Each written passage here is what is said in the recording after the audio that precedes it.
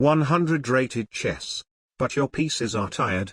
You can only make moves with a shorter distance than your opponent's last move. You are only allowed to move the same distance if it is 1.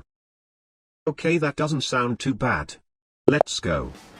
We get a 100 rated guy from Israel. E4. Okay, that pawn moved for 2 squares. Now I can only make a move that is shorter than 2 squares.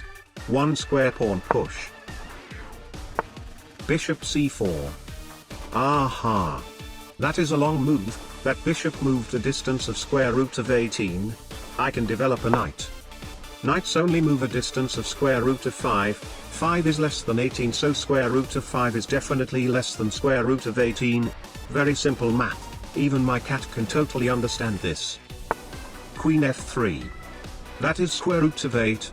I can go another square root of 5. Forking his queen and bishop. Our main goal is to discourage the opponent from moving his pawns too much, as every time he moves a pawn I'm pretty much forced to also move a pawn. I need my opponent to make long distance moves with stronger pieces like his queen or his bishops.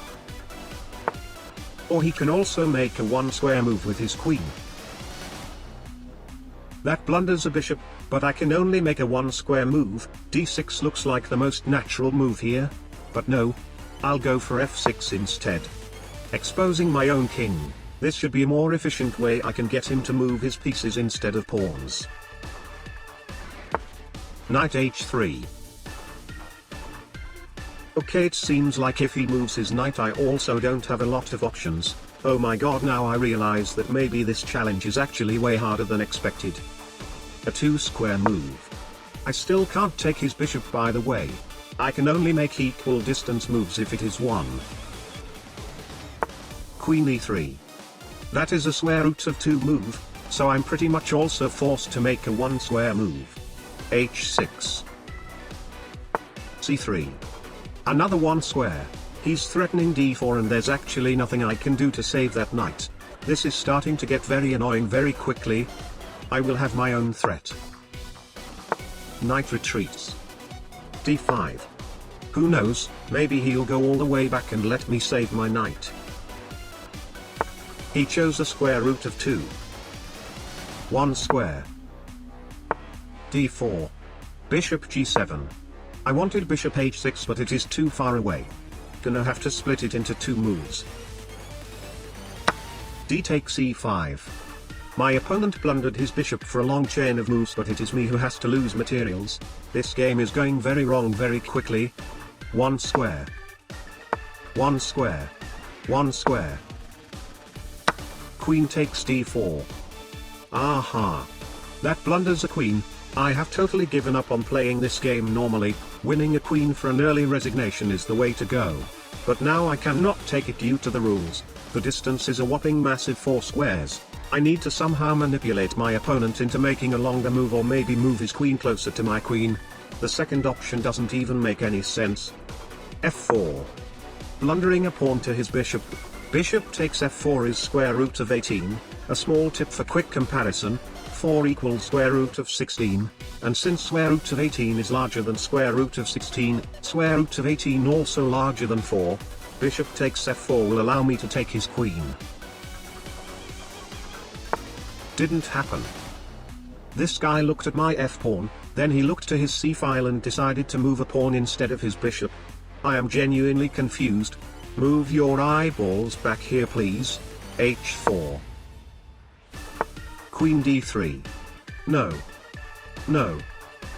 That still blunders the queen but now it is too far away. The distance is now 5 squares and bishop f4 won't allow it anymore.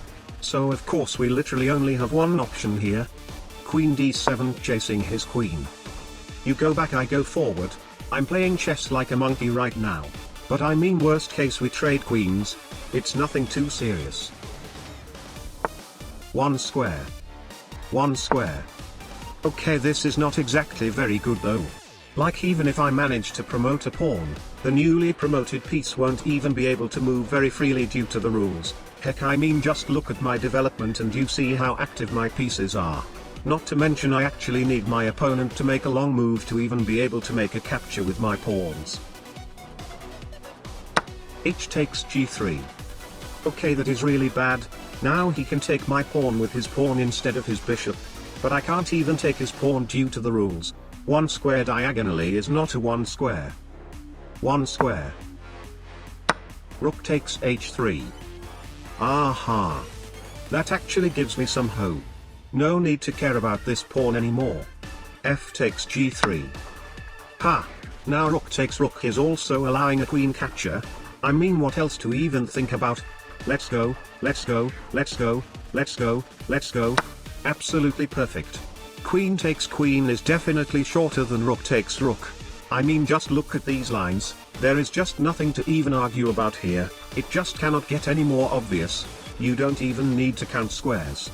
That finally blunders a queen. Okay, resign please. I desperately need a resign right now. I don't think I can last much longer. I also don't think I can retreat my queen back to safety. She's gonna die up there soon enough. And he chose to play on. King e7 is forced. Rook takes g7 check. King e8 is forced. Rook g8 check. King e7 is forced. I'm actually fine with a repetition though. Also didn't happen. 1 square. Knight h3. I don't even know what to do anymore, my queen is actually pretty trapped up there. b5. Let's not even talk about the French move here, I'll just default that he doesn't know. Bishop e3. 1 square. Man, at this point I'm so gonna run out of pawn moves and have to start moving the rook 1 square at a time. Bishop g5 check.